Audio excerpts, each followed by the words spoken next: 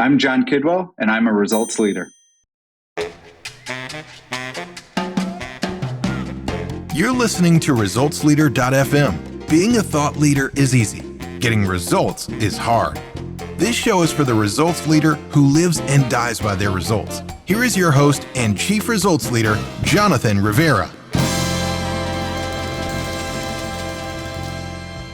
Boom, boom, pow. It's time once again for another ResultsLeader.fm. So glad that you're here. If you're new to the show, welcome. And if you've been here before, welcome back. I've got a treat for you today. I got Mr. John Kidwell. Now, his bio says he is a coach for mission-driven organizations, and you're going to see that or hear it in today's interview. Let's jump in with John. John, welcome to the show. Are you ready to rock this thing? I'm ready, JR. Thanks for having me on. I am excited. So let's give our listeners a quick win.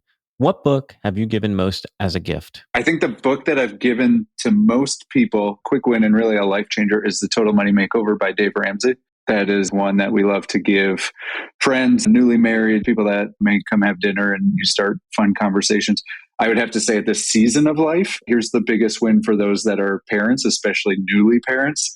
There's this book. It is awesome. You understand it once you're a parent. It's called Welcome to the Club. It is the 100th milestones that you never knew you were going to get. And it is both hilarious and informative. Since we're in the season of life where lots of friends are having kiddos, that is like the one that we essentially send people every month these days. I'm going to have to check that out. Tell us a story of how an apparent failure set you up for later success. Is it fair to say that I feel like every story is an apparent failure that sets up for later success? That's a good question. And I really do think it's like every story. But here's one that has really been impactful in my life. And so it was probably 7 years ago where I had been doing really, really good stuff in the job that I was at. We had been able to get some success. We had been able to serve a lot of people, and we were growing, and we were growing faster than relative teams of like what I was leading. And so we had an internal position that posted, and it was a pretty big jump. It was one of those where you're jumping like 2 or 3 levels of responsibility and title in the organization. And a larger organization. So you meet with your executive sponsors or people that are like, yeah, I think that you should go apply for this. And that would be a good thing. I had some support. I was interested in the role, and I thought that I was going to go do that. And I applied. And 3 days after I applied, the VP that was hiring that position called me and said, hey, saw that you applied. Wanted to let you know that we don't think we have anyone inside the organization that's qualified to fill that role. So we're going to look outside the organization. That is not a fun call to have. It's a bit of a balloon deflator, if you will, kind of adding insult to injury, if you will. 2 weeks after that, they get down, they have some candidates, and I get asked to be on the interview panel. So go and serve on that interview panel, go through the process. We really got down to 2 folks. Now we're probably a month out from that initial call where it was, we're going outside this organization. And so I go to this leader and I say, hey, I just wanted to let you know, I know that this isn't the right role for me. I know that no matter what happens, this isn't the right role for me. I just want to let you know, I don't think that we should hire either of these 2 individuals either. I just don't know that they're going to be able to fit. I don't know that they have the skills and qualifications. We should keep searching. So instead of hiring one, this leader actually split it into 2 positions, hired both people. Then in a year, both people had lost their job. The roles were eliminated. Something really interesting happened after that whole experience. So I'm sitting down with a mentor of mine. She's a wonderful, wonderful person. I'm venting essentially. And she goes, here's the thing, John, you didn't actually want that job. You just wanted the title that came with that job. Oh, crap.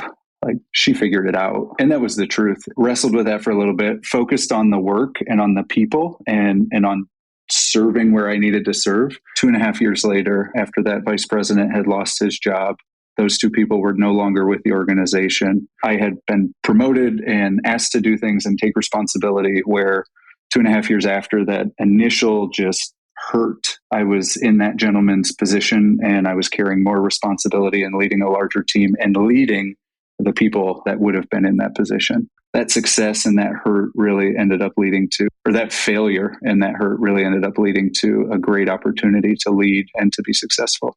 What would you say is the most worthwhile investment you have ever made? The investment makes me think to some degree of money or of this or that. And I think the most worthwhile investment I have ever made is the time and the attention with the people that I love in my life. So whether that is my wife, my kids, we have a group of families that we call the family, and they are dear, dear friends, and our kids play and we eat. And the more time and attention I pour in there, it is the healthiest, most rewarding, most worthwhile investment that I've ever made. So, when you were talking about that failure that you learned from and turned into a success, I heard a lot of ambition there. You wanted the title. And I'm curious how that balances against the time and attention with people and family in your life. Do you juggle with both, or have you decided one is more important than the other? How do you find harmony there? That's a good word, harmony. I used to use the word balance. I had a really good leader that talked about integration. And so, really thinking about how do I integrate these things? Because I'm a whole person. And if I compartmentalize my life, I tend to compartmentalize myself. And that's not good. That usually doesn't play out well for us. How can I integrate and how can I find the rhythms that work for that? I think that for me, it is a strong prioritization of what really matters. I think it's another one of those failures that hit me because I had been laid off from a position that I had put a whole lot of myself and who I was and where I put my pride and the fact that it gave me things, possessions, title, all of that stuff. And I wrapped myself into there and really made that a priority in my life. Having that taken away by another individual's choice just kind of gives you the perspective to say, oh, I get to choose my priorities. And so prioritizing my faith, my family, my friends, and then my work allows me to check myself, which is a good thing, to establish the rhythms and to give myself permission to say, just because it's a priority doesn't always mean that it gets equal time. But what it is those priorities are of the heart. And then when I'm not feeling a certain connection to one of those things, then I know that something is off in there, right? The rhythm's not right. The balance or the integration isn't there. And I got to figure that piece out. The other piece, I think, is just that process through both of those and realizing that there are more important results than what we may initially think are the important results. You talked about what really matters, which goes back to the intention. And so, interestingly enough, I don't hear this from many people. The order you put things was faith, family, friends, and work. And so, how do you put that focus on faith? How do you put that first? Can you give us an example? Because I'm always looking to get better and deeper in my faith. I'm going to go with how I do it, and then I'm going to talk about where we might have a misunderstanding about that. And I do that as well. So for me, how do I prioritize it? Well, logistically, I've set up my calendar so that Sunday is first. So that means that the first day of the week, I spend my day at church worshiping and being filled and singing and studying and with people, just hanging out, talking about that and being in good place, right? So I start the week off with Sunday. Daily, I start the day off with those things, right? So if it's supposed to be my priority, then it should be my first. So when I wake up, that's what I'm doing. I'm sitting down and I'm doing my devotion and I'm journaling and I'm praying and I'm listening to faith-based music, right?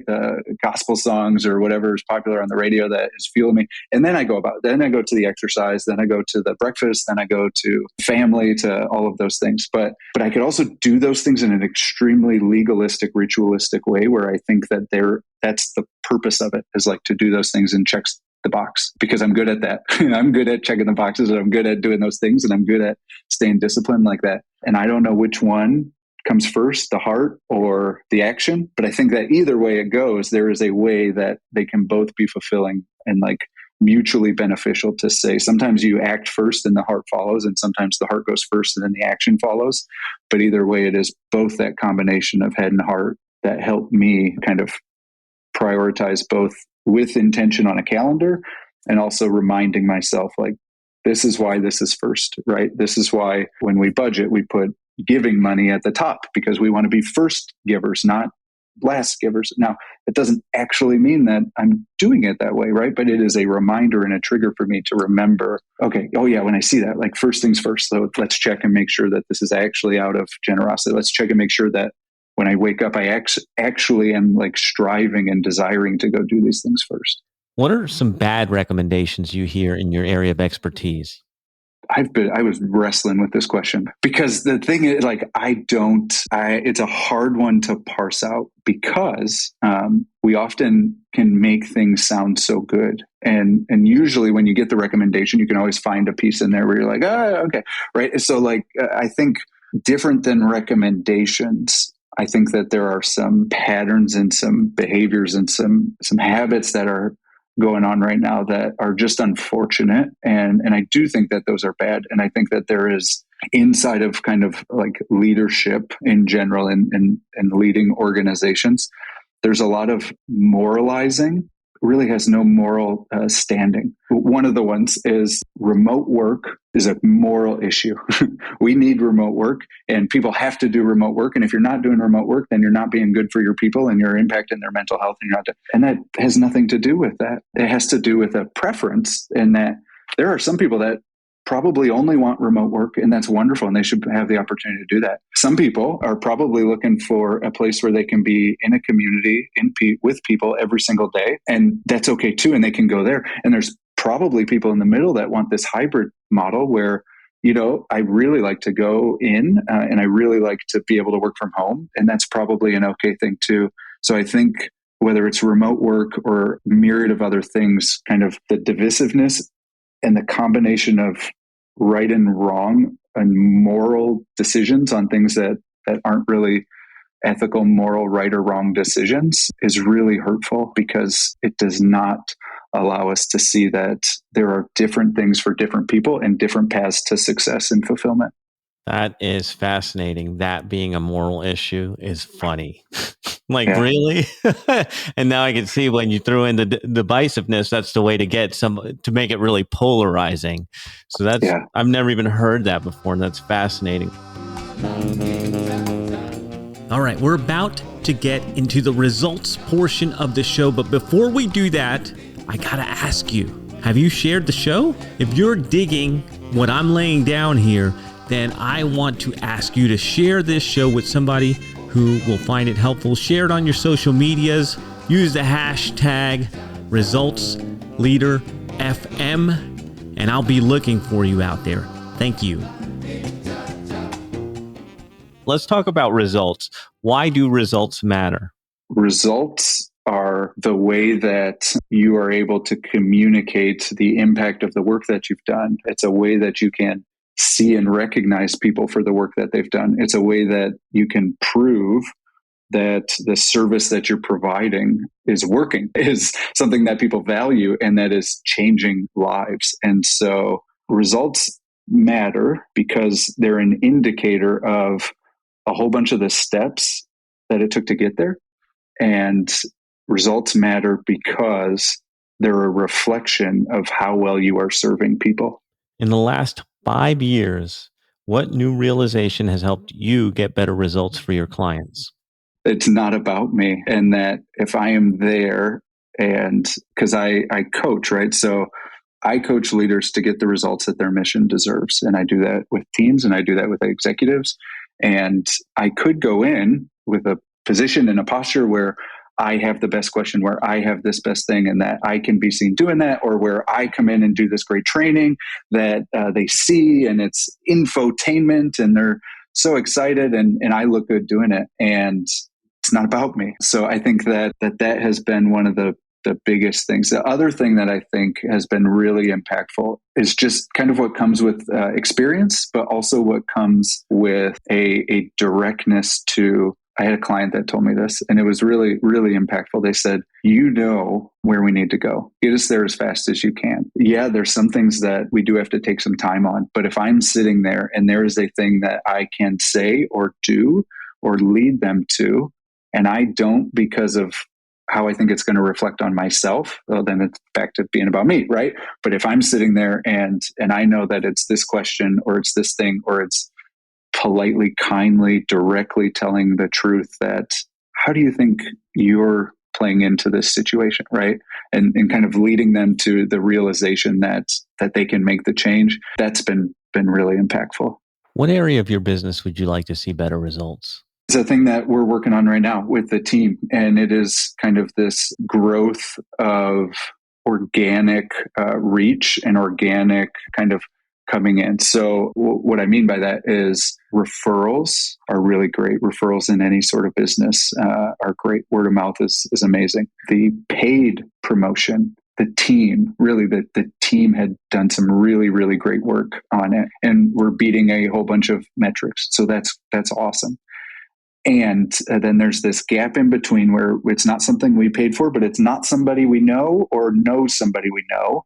But there's this new audience in there that we need to find a way to be useful, be needed, like share needed information, and be inspirational. And that's the space that we're trying to find to serve the leaders, mission-driven leaders that are out there for purpose, doing good work and serving people well. And if we can find and serve them, and because of the service that we provide first, whether it's through social or whether it's through emails or through our website, that being a place that also leads people to work with us. That's the spot that we're trying to figure out right now. What results are you most proud of? I've been married for 12 years to my wonderful wife, Megan. We have 3 kiddos, and they're wonderful kiddos. And I don't know that much of that is results yet because it's also in progress, but that's probably where I am most proud. Any parting thoughts you want to share with the results leaders who are listening to us right now?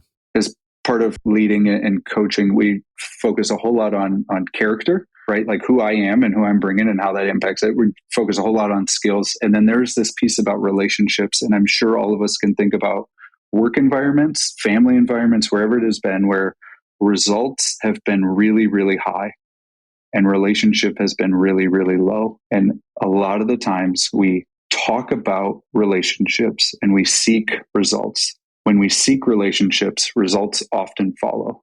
That's so good. I would just say that prioritize the people and the connection in the relationship. You know what bugs me about this conversation here is that I've been trying to put words to that forever and you just nailed it. And I'm like, dude, I've been trying to figure that out. People ask me what I do and I say I make friends. And that's why, right? The relationship is first. And you just put it to words. Thank you for that. I just wish it was me. We can share it. We can both use it now. That's the way that things spread. And hopefully you and I are able to serve people and help them see that relationships are the key. Absolutely, my man. It has been great speaking with you. I'm so glad that we got to connect. That was awesome. Thank you so much, John. And thank you, results leaders, for tuning in. Another episode is in the can. That is a wrap for another edition of ResultsLeader.fm.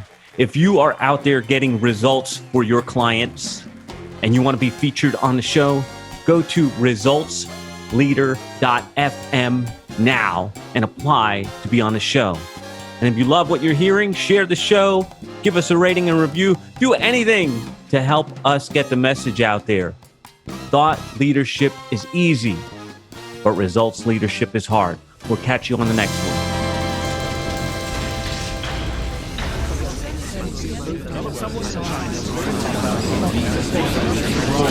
This program is brought to you by thepodcastfactory.com.